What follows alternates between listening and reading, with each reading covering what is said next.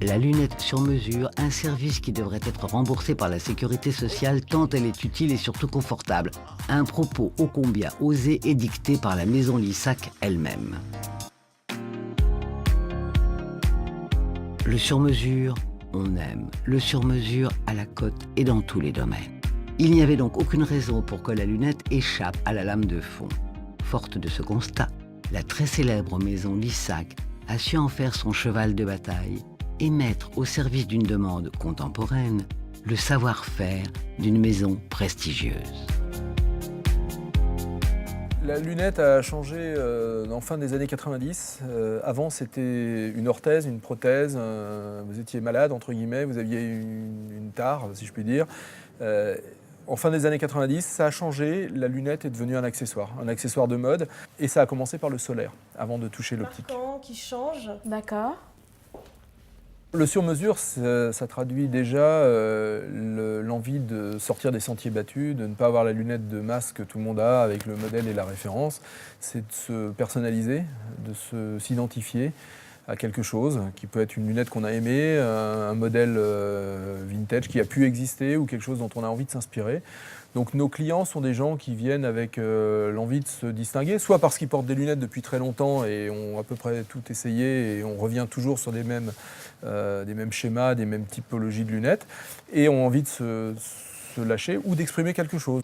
Pour du sur-mesure, tout commence certes par la prise de mesure, mais il y a aussi et surtout une part de psychologie. Ce que l'on choisit dit ce que l'on voudrait être. Je suis en train de dessiner la lunette pour une cliente. Devant elle, comme ça, tout en l'écoutant, et du coup, je peux lui proposer aussi des choses en plus personnelles qui vont lui plaire, dont elle n'aura peut-être pas forcément l'idée. Moi, je suis vraiment là pour lui amener un produit qui va lui aller et dont on va vraiment s'amuser dessus. Et on va pouvoir rajouter, pourquoi pas, des rivets à l'ancienne, des gravures sur les branches.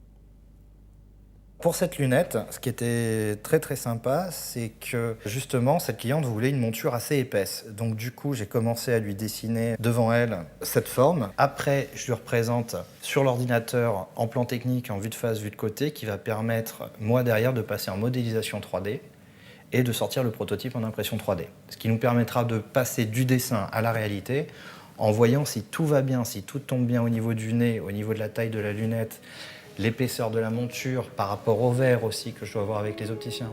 Une fois le design validé, le dessin part à l'imprimante 3D pour sortir une première version. Encore une fois, la haute technologie est au rendez-vous. Donc le principe va être d'imprimer cette face et ces deux branches de façon à constituer une lunette provisoire.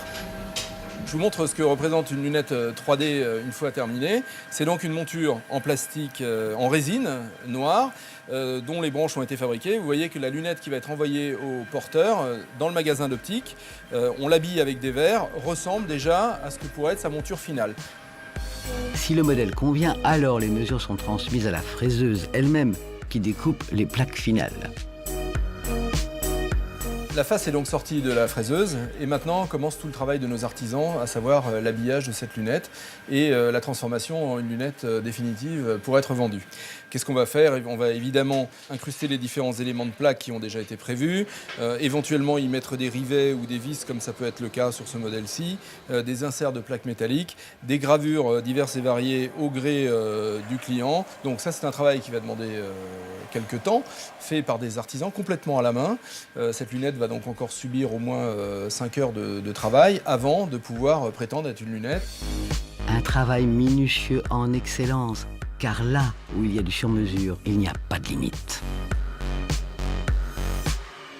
Le porteur type de lunettes sur mesure va être soit la personne qui ne trouve pas la lunette qu'il cherche, et puis après il y a les gens qui veulent se faire plaisir, qui veulent montrer quelque chose, véhiculer une image, et pour ça avoir une lunette qui leur corresponde, qui sera faite sur mesure, avec des détails techniques ou technologiques dedans. On a inséré des clés USB, on a pu insérer des décorums de la météorite, des pierres précieuses, des choses que les gens ont envie d'expliquer, d'exprimer, et qu'ils ne trouveront pas dans le commerce. Autrement dit, quand on choisit une lunette sur mesure, c'est pour être sûr de ne pas se voir en double.